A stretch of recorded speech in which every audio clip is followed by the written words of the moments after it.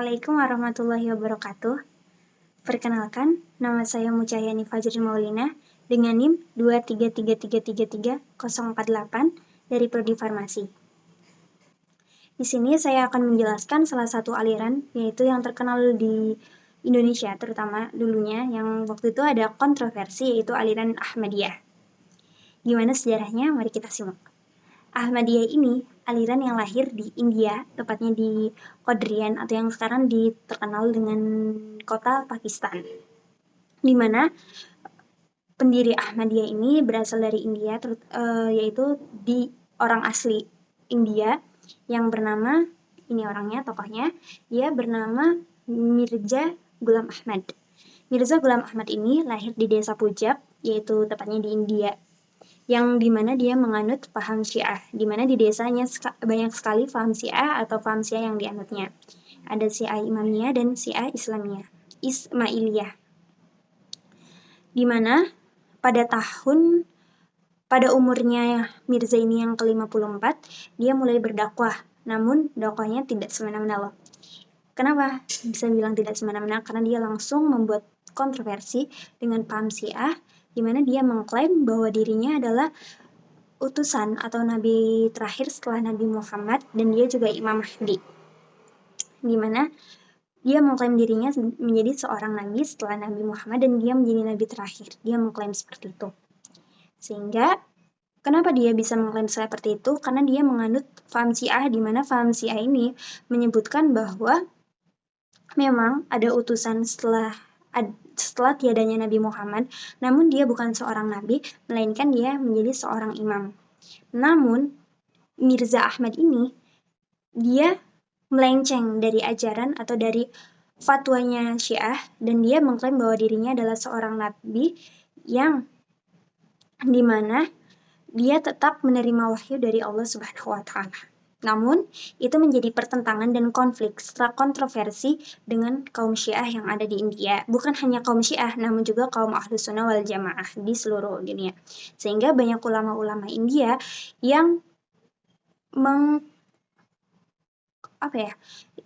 yang sangat menentang dengan ajaran Ahmadiyah. Banyak sekali ulama-ulamanya. Sehingga Ahmadiyah ini, Mirza Ghulam Ahmad ini, dia menentang balik kepada kaum Syiah dengan menuliskan di salah satu bukunya.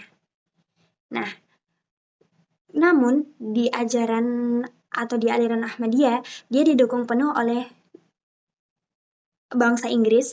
Karena kenapa? Bangsa Inggris menyukai fatwanya, di mana dia menyatakan bahwa jihad itu tidak hanya soal senjata, melainkan jihad itu dengan lisan. Sehingga kaum Inggris ini sangat menyukai dan sangat mendukung aliran Ahmadiyah.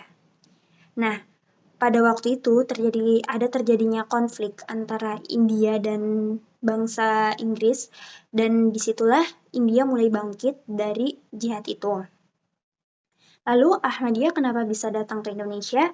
Karena pada waktu itu saat penjajahan Inggris, dan di situ banyak sekali muncullah paham-paham Ahmadiyah yang bermunculan. Namun ulama-ulama Ahlussunnah wal Jamaah itu menentang ajaran-ajaran Ahmadiyah, dan ajaran Ahmadiyah adalah ajaran yang sesat. Kenapa bisa sesat? Karena ajaran-ajaran Ahmadiyah mengklaim bahwa dirinya seorang nabi, padahal sudah jelas-jelas bahwa nabi terakhir adalah Nabi Muhammad SAW. Adapun kenapa sih yang melenceng itu apa aja? Mari kita belajar tentang i'tiqad dari Ahmadiyah di video selanjutnya. Setelah kita mempelajari mengenai sejarah kenapa Ahmadiyah ini muncul, kita akan belajar mengenai i'tiqad Ahmadiyah yang dicetuskan oleh Mirza Ghulam Ahmad ini, sehingga yang menyebabkan kontroversi antara Ahlus Sunnah wal Jamaah dengan Ahmadiyah. Namun, Ahmadiyah di Indonesia tidak begitu berkembang pesat dikarenakan ajaran-ajarannya yang memang sangat bertentangan dengan ulama-ulama Ahlus Sunnah wal Jamaah, sehingga ulama-ulama Ahlus Sunnah wal Jamaah mereka menentang ajaran-ajaran itu, dan sehingga untuk aliran Ahmadiyah ini tidak berkembang pesat. Namun di Indonesia masih tetap ada. Maka dari itu, mari kita pelajari Apa itu? Pelajaran-pelajaran atau fatwa-fatwa dan atau itikad-itikad dari faham Ahmadiyah yang dicetuskan oleh Mirza Ghulam Ahmad ini. Yang pertama itu dirinya mengklaim dirinya menjadi seorang nabi. Dimana kenapa sih dia mengklaim dirinya menjadi seorang nabi? Karena dia memegang teguh Quran surat As-Saff ayat 6 namun dengan salah penafsiran. Dalam Al-Quran surat As-Saff ayat 6 dijelaskan bahwa bilang kepada kita yaitu bahwa akan datang nabi setelah dia, nabi akhir, nabi yang mulia yang bernama Ahmad atau Rasul yang bernama Ahmad. Nah, karena nama Ahmad inilah dia mengklaim dirinya menjadi seorang nabi. Dia memiliki nama Mirza Ghulam Ahmad. Nah, dia mengklaim bahwa Ahmad yang dari perkataan Nabi Isa itu, bahwa Ahmad itu adalah dirinya, yaitu Ahmad. Sehingga dia mengklaim dirinya bahwa dia adalah seorang nabi. Padahal ulama Ahlussunnah wal Jamaah menafsirkan dari berbagai tafsir bahwa Ahmad di sini adalah Ahmad miliknya Nabi Muhammad SAW karena Nabi Muhammad memiliki nama yaitu Ahmad. Sehingga ini menjadi pertentangan bahwa pengklaiman ini adalah pengklaiman sangat salah atau yang sangat menentang dari tafsir-tafsir lainnya. Yang kedua yaitu dia menjadi Mirza Masih al-Mas'ud, di mana dia mengklaim bahwa dirinya adalah Isa al-Masih. Kenapa bisa begitu? Karena dia menganggap bahwa dia adalah Isa al-Masih atau Imam Mahdi yang datang di zaman yang akan datang, yang membawa pertolongan dan keadilan. Dia menganggap bahwa dia memang, kita mengetahui bahwa Nabi Isa tidak disalib, yang disalib yaitu orang yang mirip dengan Nabi Isa. Nabi Isa diangkat oleh Allah ke Arsy.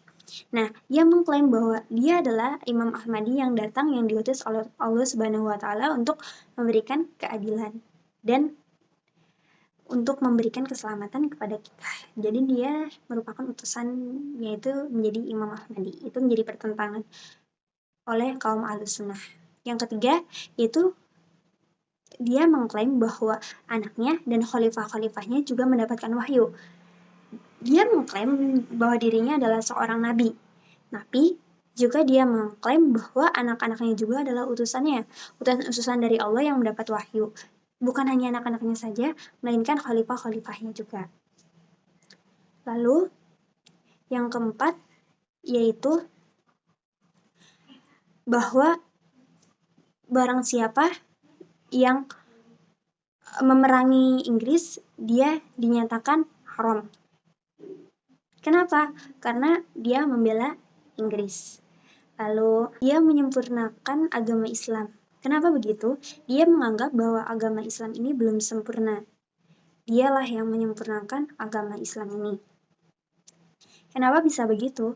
Karena dia mengklaim bahwa dia dan Nabi Muhammad itu sebanding. Dia menganggap bahwa Nabi Muhammad adalah bulan sabit atau yang disebut dengan hilal. Lalu dia mengklaim bahwa dirinya adalah bulan purnama atau yang disebut dengan badar. Nah, kalian tahu nggak logo Ahmadiyah bentuknya itu bulan purnama, ada bulan sabitnya dan ada menaranya. Dimana di sana itu mereka memiliki arti. Yang pertama yaitu bahwa bulan purnama bahwa bulan sabit adalah Nabi Muhammad SAW, lalu bersanding dengan dia yaitu bulan badar yaitu Mirza Ghulam Ahmad ini. Dan yang ketiga yaitu menara. Menara ini dia diibaratkan sebagai Isa al-Masih yang akan turun dari langit nanti di akhir zaman. Nah, dia menyatakan bahwa dia adalah Isa al-Masihnya. Jadi, ketiga ini adalah yang melenceng dari ajaran-ajaran Ahlussunnah wal Jamaah. Lalu, dia juga mengklaim bahwa dirinya itu lebih mulia dari Abu Bakar As-Siddiq atau dengan khalifah-khalifah lainnya. Lalu, dia juga menyatakan bahwa dia bermimpi menjadi teladan, yaitu dia bermimpi dengan Tuhan, di mana dia adalah utusan yang akan menjadi teladan untuk umat-umatnya. Terakhir, yaitu ia mencintai Inggris sepenuh hati, bahwa barang siapa yang memerangi Inggris tadi, ia mengklaim bahwa itu adalah haram. Jadi, kalian udah tahu kan kenapa Mirza Ghulam Ahmad ini melenceng karena tadi itu etikat-etikat tadi yang dia mengklaim bahwa dirinya adalah Nabi Isa Al-Masih, mengklaim bahwa dirinya lebih mulia, lalu mengklaim juga bahwa anak dan khalifah-khalifah lainnya itu mendapatkan wahyu, lalu dia menjadi tauladan di sini dia bermimpi dengan Tuhan, dia menjadi utusannya, nah yang lain kayak gitu. Nah, yang dimana aliran Ahmadiyah merupakan aliran yang sesat, aliran yang sangat melenceng dengan Ahlus Sunnah wal Jamaah. Mungkin itu saja penjelasan dari saya, kurang lebihnya mohon maaf bila penjelasannya berlibat atau kurang bisa dipahami, namun saya yakin apa yang saya berikan dapat bermanfaat untuk kalian semua. Terima kasih. Wassalamualaikum warahmatullahi wabarakatuh.